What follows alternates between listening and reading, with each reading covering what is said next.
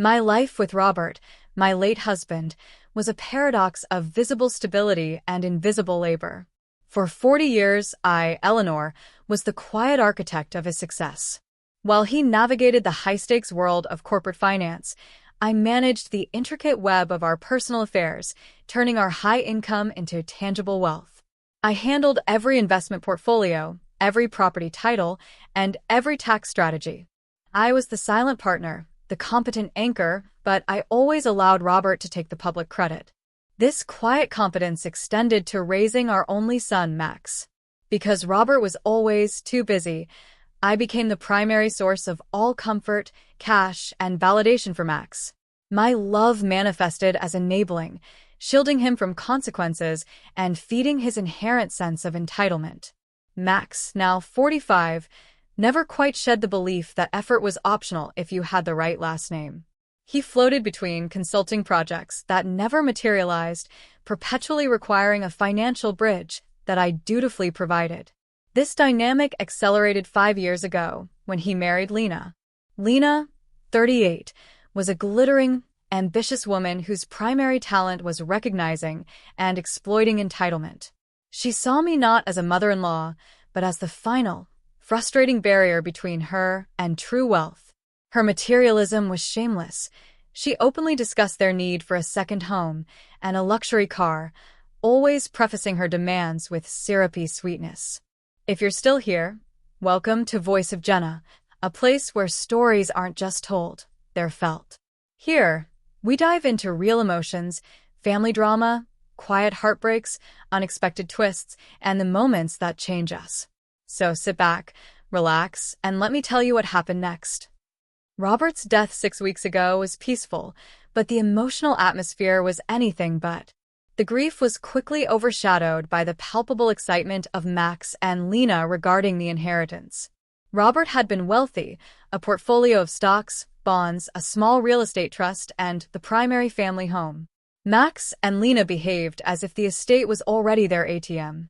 The central asset, the family trust, was rumored to contain just over $5.5 million. This figure, though large, represented decades of sacrifice. Yet, Max and Lena treated the initial division with crass indifference to my grief.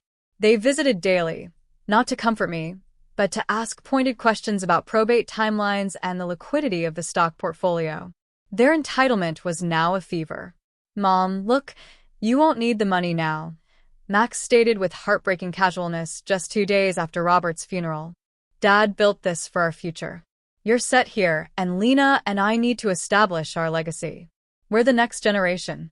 Lena, perched on the edge of the sofa Robert died on, delivered the family's toxic thesis with a bright, predatory smile. "We are the next generation. You won't need the money now that Dad is gone. The estate's purpose is to fund our future, not your retirement." The unspoken assumption was clear. My life, now that Robert was gone, was finished, and the assets were ready for liquidation and their use. They saw my life insurance payout and the paid-off house as sufficient. Everything else was gravy for them. The truth, however, was that Robert and I had planned meticulously. In the final years, as Max's behavior grew more exploitative and Lena's demands more mercenary, Robert had confessed his deep regret over enabling Max. He wanted his assets to be a blessing, not a catalyst for greed. He had left the entire structure of the final distribution entirely in my hands, a complexity I had orchestrated months ago.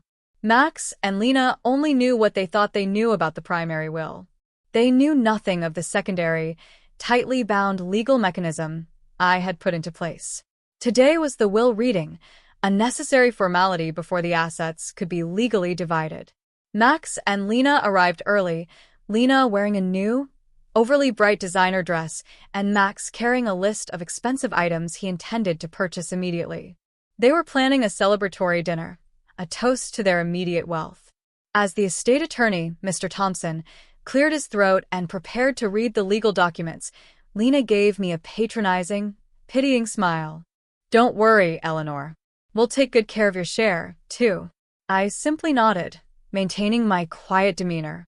But inside, I felt a calm, steel-cold resolve. They were about to discover that the quiet woman who managed the books also controlled the entire library. Their celebration was about to become my moment of profound, liberating truth. I held the secret, and the knowledge of the impending financial reversal was the first true power I had ever allowed myself to wield over them. The conference room at Mr. Thompson's law office was stiff and formal, a stark contrast to the boiling greed that simmered under the surface. Max and Lena sat opposite me, radiating a quiet, possessive anticipation. Lena kept tapping her foot, impatient for the moment the assets would be officially named. Eleanor, focused on the steady ticking of the clock, maintaining the quiet, composed demeanor they expected of the grieving widow. Mr. Thompson, a man who had seen too many family dramas unfold over paperwork, cleared his throat and began reading the core document, Robert's last will and testament. The first few clauses were standard: payment of debts, funeral costs, and personal effects. Then came the part Max and Lena were waiting for. The primary assets of the estate, including the corporate bonds, stock portfolio, and real estate trust, shall be transferred to the Robert and Eleanor Trust upon his death. According to the terms of the trust, the assets shall be divided into 2 shares. Share A, 50%, to be held by his surviving spouse, Eleanor Vance, and Share B, 50%, to be held for the benefit of his son, Max Vance. Lena let out a small, sharp gasp of satisfaction. Leaning into Max, unable to control his relief, briefly clasped her hand under the table, confirming the $2.75 million figure they had been counting on. Their toxic thesis, that the money belonged to their generation, was, on the surface, legally confirmed. But that was just the primary will. The will was merely the legal transfer into the trust, and the trust held the complexity. Max, emboldened by the 50% figure, immediately bypassed Mr. Thompson and addressed me directly. Mom, look, the house is paid off, and you have your life insurance. The stock portfolio is sitting liquid. Lena, and I want to put a down payment on that second property we discussed. We need our half of the liquid assets, the full $2.75 million, transferred immediately, today if possible. We don't want to wait for the final probate settlement. Lena chimed in, her voice dripping with false concern. Yes, Eleanor. It's better for tax purposes if we act quickly. We wouldn't want those assets just sitting there, losing potential value. Besides, Max and I are going to need those funds to really get this new business venture off the ground. They delivered their greedy demands with the assumption of immediate compliance. Their request wasn't for their designated share, but for immediate access to the liquid funds, suggesting a complete disregard for the complexities of probate, the needs of the estate, or my personal emotional state. They were demanding their payday right now. I maintained a serene expression. This was the moment of their overreach, the predictable action I had prepared for. I had managed this money for 40 years. They couldn't wait 40 minutes. Mr. Thompson, I interrupted calmly, can you please explain to Max and Lena the specific conditions surrounding the dispersal of Share B from the Robert and Eleanor Trust? Mr. Thompson adjusted his glasses, a flicker of something amusement perhaps in his eyes. He turned to Max and Lena. Certainly. As Eleanor mentioned, while the will transfers the assets into the trust and specifies the 50-50 split, the trust itself, which was established by Mr. Robert Vance and is managed solely by the surviving trustee, Eleanor Vance, contains several specific distribution clauses regarding Share B. Lena's foot tapping stopped. Max frowned, sensing a glitch in their immediate payday plan. The trust dictates, Mr. Thompson continued, reading from a thick, secondary document, that Max's 50% share will only be distributed upon the completion of a specific, legally binding, 10-year life skills development plan, as outlined in a separate codicil.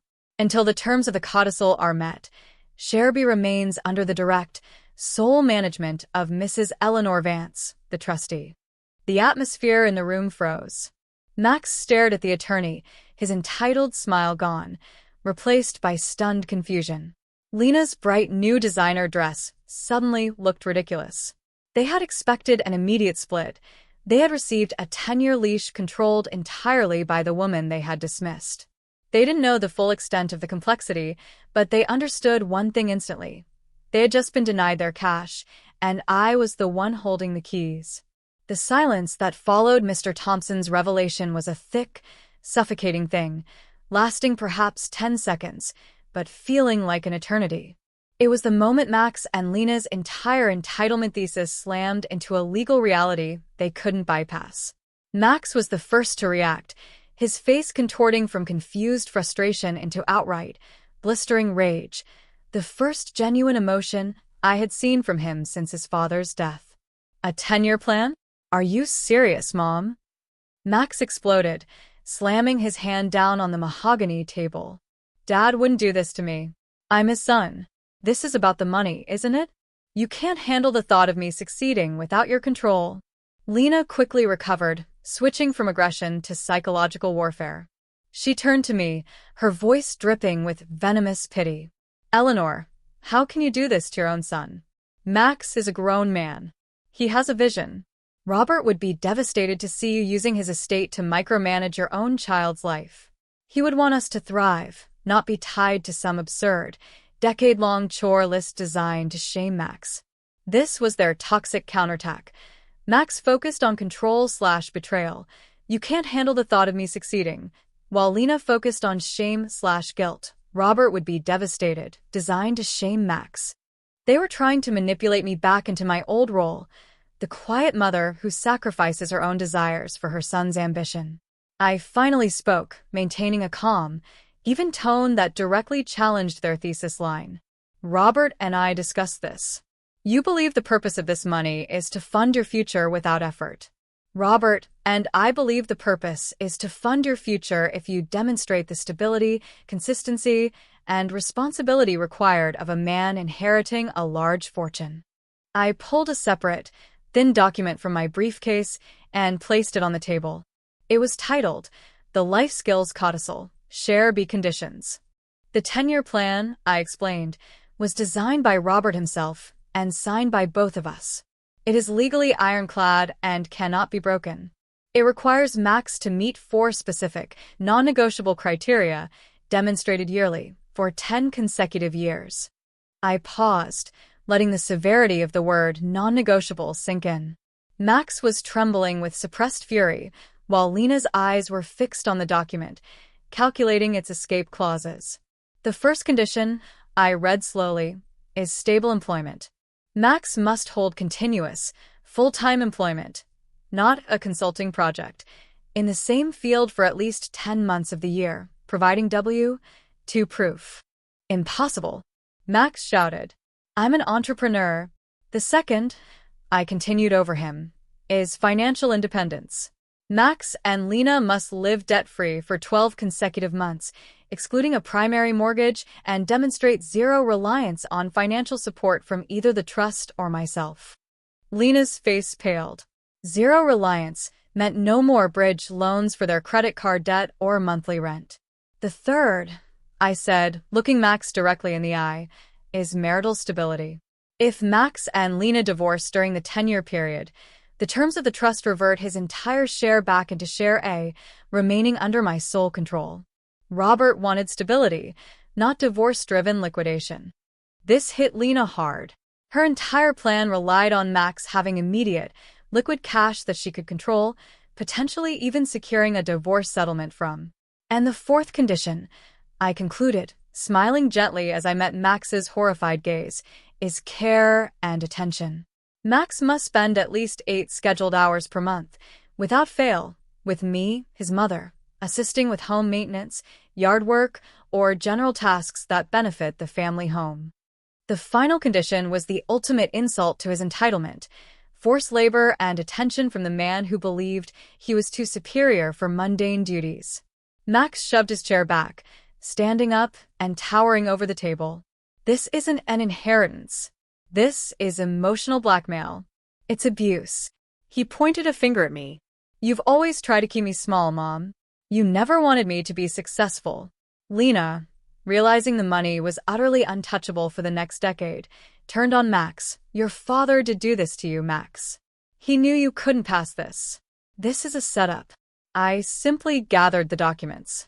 The terms are clear. I am the trustee. I will manage share B, and I will manage my own share A, which is half of the entire estate. You may contest the trust, Max, but Robert and I spent a year making it legally immune. I will see you both when you have decided which jobs you will apply for. I walked out, leaving them yelling, not at me, but at each other. Their toxic thesis of easy wealth had been shattered by the requirement of hard work. They had celebrated their inheritance too soon. Now, the battle was moving from the lawyer's table to the battlefield of their own toxic marriage and Max's non-existent work ethic. My smile widened slightly.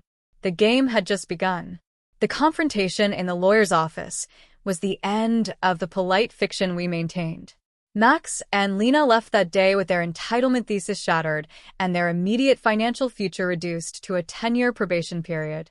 Their initial reaction was, as expected, predictable and toxic. They launched a campaign of psychological warfare designed to wear me down and force me to revoke the codicil. The next morning, my phone began ringing at 7 a.m. Lena was the primary weapon. She started with guilt and shame. Eleanor, you need to understand the stress you're putting on Max. He hasn't slept, he's having panic attacks. You're destroying his creative spirit by forcing him into a desk job. Robert would be heartbroken to see you prioritizing money over your son's happiness. Please, we are begging you. Just sign a temporary waiver for $500,000 to stabilize his entrepreneurial efforts, and we'll meet the rest of the conditions later. When that failed to elicit a response, I let the calls go to voicemail and simply deleted them. Max took over with aggression and betrayal. He showed up at the house unannounced, violating the unspoken boundary of my space, demanding entry. Mom, this isn't over. I've contacted a litigation specialist. We're going to fight the codicil. It's a clear case of undue influence by you over Dad in his final year. You manipulated him because you're lonely and you want to control my life. This trust is illegitimate, and when the courts see what you've done, they'll seize your share too.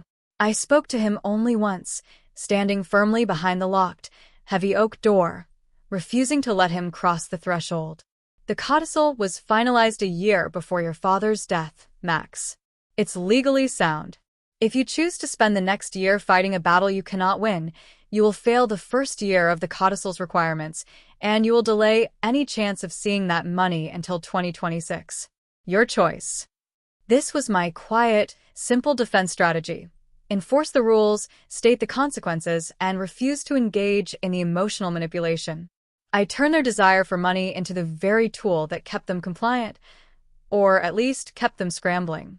The weeks that followed were filled with their predictable maneuvers. They sought loopholes.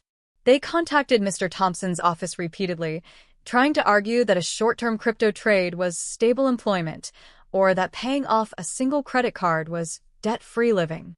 Each attempt was met with a simple, quiet no from me, reinforced by Mr. Thompson's legal rigor.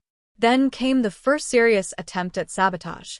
The fourth condition, care and attention, required Max to spend 8 hours a month assisting me with home maintenance. I scheduled his first 8 hours for a Saturday, focusing on long-neglected yard work. Max arrived looking visibly miserable, dressed in clothes that were far too nice for weeding. Lena did not join him, citing a sudden, severe migraine. Max spent the first 2 hours trying to find a reason to leave, complaining about the heat, the lack of suitable tools, even though I had provided them, and the existential injustice of his situation. Finally, while I was inside making lunch, Max enacted his first act of sabotage. When I returned, the expensive lawnmower Robert prized was lying on its side in the driveway, its engine oil pooling on the concrete, and a large crack in the plastic housing. Max stood over it, feigning distress. "Oh my God, Mom. I think I hit a rock. It's totally totaled. This is going to cost a fortune to repair. I told you. I'm just not built for this kind of labor." He was trying to create an expense and an inconvenience, forcing me to pay for his clumsiness and prove his thesis line that he was above manual labor. I calmly looked at the pooling oil, then at his smug, entitled face. This small act of destruction was his desperate, childish challenge to my authority. "That's fine, Max," I said quietly, pulling out my phone. The codicil specifies that you must assist with maintenance. It also specifies that any damage caused by your negligence to family assets must be repaired or replaced at your sole, immediate expense. Since you are not financially independent, you will be using your only liquid asset to pay for this repair, your luxury sedan. We'll be selling it on Monday. Max's jaw dropped. The threat to his car, his only remaining symbol of perceived success, was the final, immediate existential threat I could deploy. He realized, with sickening clarity, that I wasn't just managing the trust, I was managing the consequences of his failure. And the consequences were starting to become very, very real. The threat to Max's luxury sedan worked better than any legal threat could have. That car was his shield, his last, shiny vestige of the entitled life he believed was his birthright.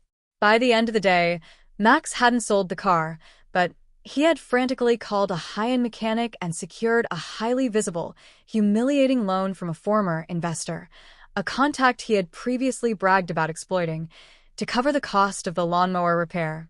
The immediate financial pinch and the public embarrassment were exactly the consequences he had always dodged. The real erosion of his thesis line, that he was too superior for responsibility, began with the stable employment condition. The codicil required a W-2 salary, not a consultancy fee. Forced to find a job, Max settled for the highest-paying, lowest-effort position he could tolerate, a part-time junior sales representative for a local industrial supply company. The work was monotonous, the clients unglamorous, and the hours rigid.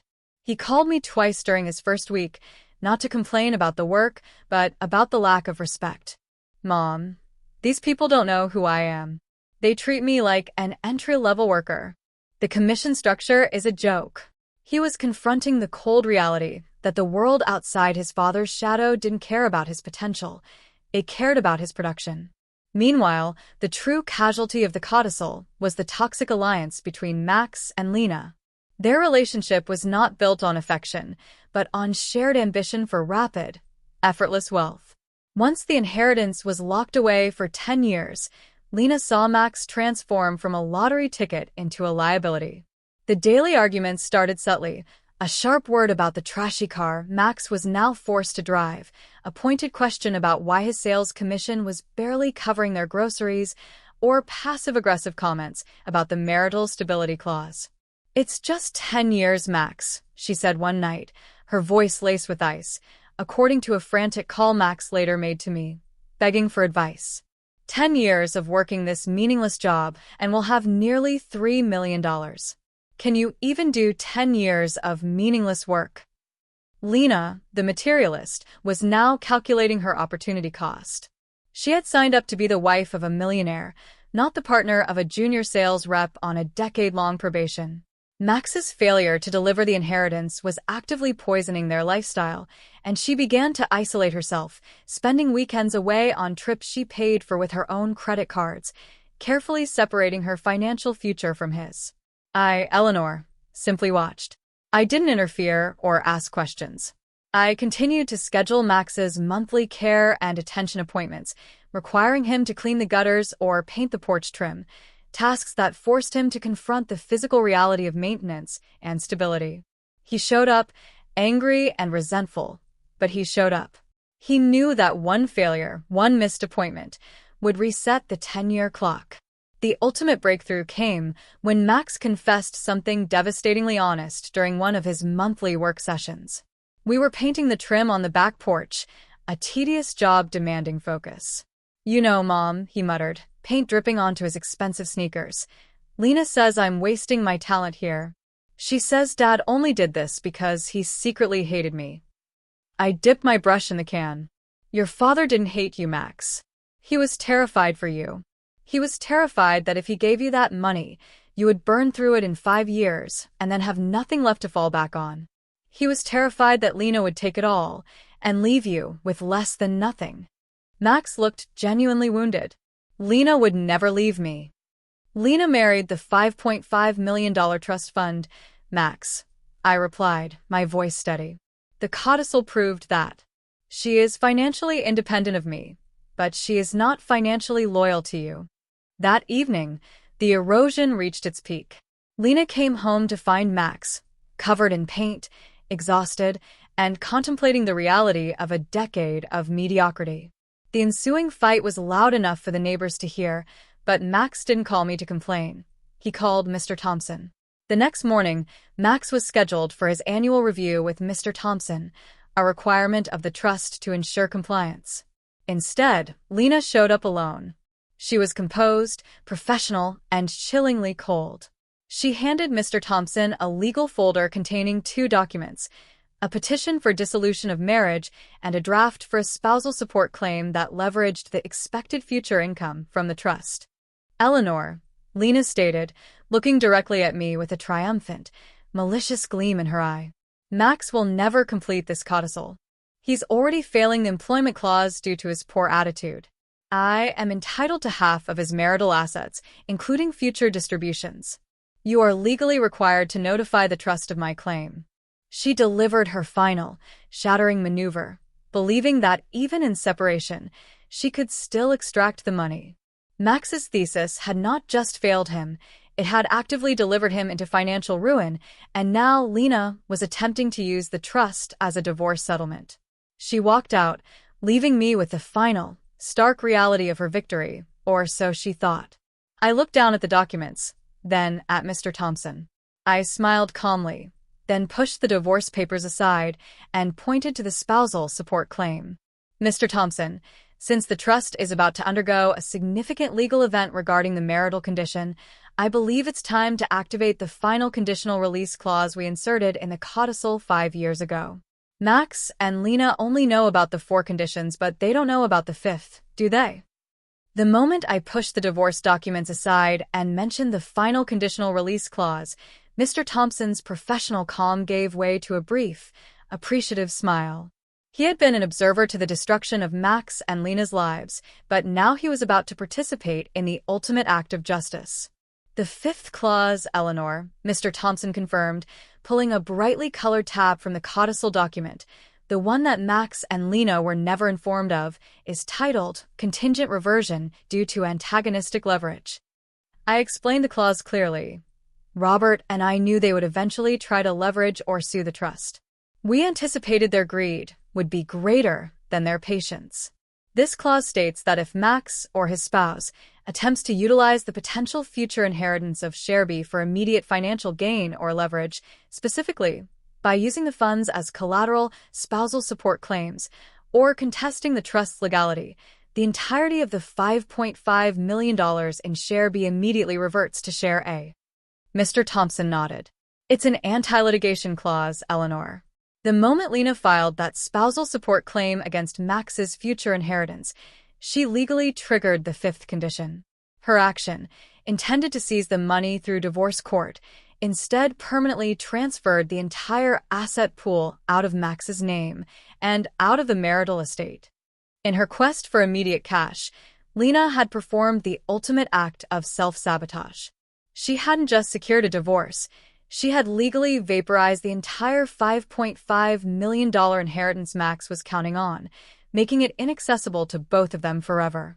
The money was now legally mine, free and clear, to use for the philanthropic purposes Robert and I had always intended.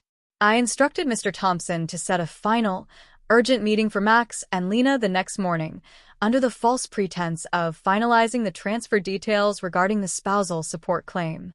The following morning, Max and Lena arrived separately, a testament to the destruction of their toxic alliance. Lena was composed, wearing a cold, triumphant smile, convinced she had won a payout. Max, however, was broken. He was pale, defeated, and clearly terrified of the divorce proceedings and his sudden lack of status. Lena started immediately, her voice sharp. "Eleanor, I expect a fair settlement based on the expected value of Share B. My lawyer is prepared to argue." I held up my hand, stopping her mid-sentence. I placed the 2 legal folders on the table, Lena's divorce papers and the finalized notice of contingent reversion. "Lena, your petition for dissolution of marriage is noted. However, your spousal support claim is now entirely moot. You see, when you filed this document, I tapped the claim, you triggered the 5th condition of the codicil. Max looked up, his eyes wide with fear. Lena frowned, utterly confused. "The final conditional release clause," I stated, my voice ringing with finality, "dictates that any attempt by either of you to leverage or sue the trust immediately transfers Max's share B to my share A. Your attempt to claim spousal support on Max's inheritance constituted leveraging the asset." I looked directly at Lena, delivering the ultimate irony. "Congratulations, Lena. In securing your freedom from Max, you successfully liquidated his inheritance. By filing this divorce claim, you have, in fact, ensured that Max will never receive one penny of the $5.5 million you both coveted. The entire amount is now mine, free of any further claims from either of you." Lena's triumphant smile evaporated. Her carefully constructed composure cracked, replaced by disbelief and explosive rage. "You deceitful old woman. This is illegal. This is manipulation." Max, however, was strangely quiet. He didn't lash out. He looked at me with a dawning, sickening realization. He saw not the enabling mother, but the competent financial architect his father had secretly partnered with. "The trust is legally immune, Lena," Mr. Thompson stated dryly. "And Max, there's something else you never understood about your father's intent." I placed the final document on the table, the original, unedited appraisal of share B. Max leaned forward, expecting a list of stocks. Instead, the document clearly stated that the $5.5 million in share B was not liquid at all. It was entirely composed of an investment in a liquid municipal bond fund that could not be sold for another 15 years. The money was real, but it was untouchable. Max looked at the appraisal, then back at me. This was the moment I had anticipated for years, the fulfillment of the title's promise. Lena was screaming about contacting a new lawyer, but Max finally saw the truth of his entire life. I smiled gently, leaning forward and speaking the words I had longed to say. "Max, you still don't know the difference between wealth and work. Your father didn't hate you. He was trying to protect you from the ruin you always manufactured. I managed your father's finances for 40 years. I am a certified financial planner. I built that wealth, and I knew exactly how to protect it from you." Max was ruined. Lena was furious. Their toxic thesis was destroyed. I stood up, victorious, having not just secured the money, but having finally forced my entitled son to confront the reality that his mother was not a shadow. She was the mastermind. The $5.5 million was safe. Max was learning the meaning of consequences, and I was finally, truly free. The fallout from that final meeting was swift and devastating, but quiet, which was precisely the kind of resolution I needed. Lena, realizing she had gambled everything and lost not just the inheritance, but her financially comfortable marriage, immediately filed for divorce against Max. Her lawyer informed her that the trust, structured by a certified financial planner, me, and executed by a seasoned estate attorney, was legally immune. Lena vanished, leaving Max with his debts and the ruin she had engineered. Max, however, was the true casualty. He didn't rage or threaten. The psychological collapse was complete. He resigned from his part-time sales job, unable to stomach the daily humiliation of being treated like a novice, and moved to a small, isolated apartment. The golden boy, stripped of his gilded expectations and his thesis line, that entitlement trumped effort, was finally forced to confront the world without a single safety net. The $5.5 million had been secured not for my personal use, but for his consequence. I, Eleanor, finally stepped into the light of my own competence. My first symbolic act of separation was an entire house renovation. I had the heavy, dark oak furniture, a symbol of Robert's formal dominance and Max's constant presence, replaced with bright, modern, comfortable pieces. I transformed the large and used library into a professional home office, not for household bills, but for my own work as a financial consultant. My new life vivid list began immediately. I contacted old certified financial planner colleagues, offering my services as a specialist in complex trust management and philanthropic planning. I was uniquely qualified for this work, having spent decades in the trenches of family finance and legal strategy. I joined a hiking club and began traveling, finally seeing the world outside the windows I had cleaned for decades. I learned to paint abstracts, embracing a form of creation where the outcome was entirely my own and not subject to anyone's judgment. The $5.5 million that Max and Lena coveted was never intended for Max's consumption. As I explained to Mr. Thompson, Robert and I had established the Robert Vance Foundation for Financial Literacy. The illiquid municipal bond fund was specifically chosen to provide long-term, stable income to fund grants for young adults, the next generation, teaching them the difference between wealth and work, the very lesson Max refused to learn. The Foundation's charter specifically forbade distributions to any direct family member of the Vance line, ensuring Max could never touch it, even indirectly.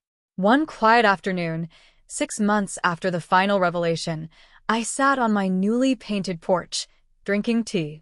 I was wearing a bright scarf, a color I would never have chosen when I was invisible. I wasn't just managing money anymore, I was managing purpose. I looked back at my journey, delivering my final monologue. My original wound was the desire for recognition, the constant longing to be the main light instead of the shadow. Max and Lena had brutally exploited that longing, perfectly summarized by their thesis line. "We are the next generation. You won't need the money now that Dad is gone. The estate's purpose is to fund our future, not your retirement." My wisdom was the realization that I didn't need their recognition to validate my competence. My worth was always in the work, the strategy, and the integrity I possessed. The antithesis was a quiet, legal masterpiece that shattered their entitlement. I managed your father's finances for 40 years. I am a certified financial planner. I built that wealth, and I knew exactly how to protect it from you. I had won the war not by becoming a gold medal winner, but by becoming the invisible referee who owned the entire game. I was Eleanor, 72 years old, finally visible, finally free, and finally using my quiet competence to build a legacy of purpose, not just a dynasty of entitlement. I smiled genuinely, the quiet architect of my own life, ready for the next chapter. 3 years passed, marked not by familial strife or anxiety, but by passport stamps and successful grant applications. The legal battle with Max and Lena was a distant, resolved memory, a crucible that forged my new life. I, Eleanor, was 75 and thriving. My home office was busy, my professional schedule was full, and my CFP consulting work, specialized in complex estate structuring, was both intellectually rewarding and financially robust. I had discovered that visibility, when self-determined, was a marvelous thing. My greatest pride, however, lay with the Robert Vance Foundation for Financial Literacy. The illiquid bonds were performing beautifully, providing reliable annual funding for dozens of young adults learning how to manage debt, build stable careers, and, most importantly, distinguish between inherited opportunity and earned achievement. I never initiated contact with Max, but Mr. Thompson, who still handled the small maintenance trust for my paid-off house, relayed occasional updates. Max was working.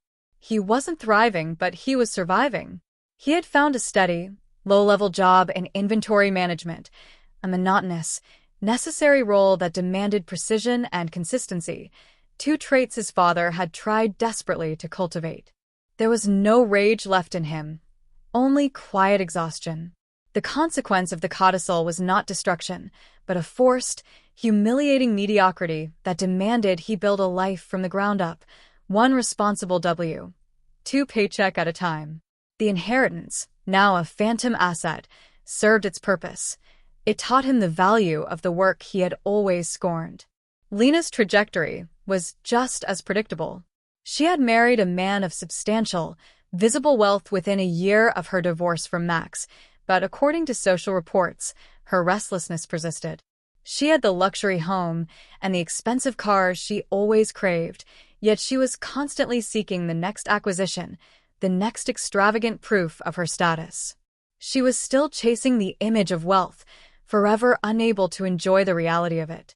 She remained trapped in the very thesis line she championed, that external assets define internal worth. My wisdom was now my daily practice. I had built the wealth in my marriage and then protected it in my widowhood, using the very systems of finance that Max thought belonged exclusively to him.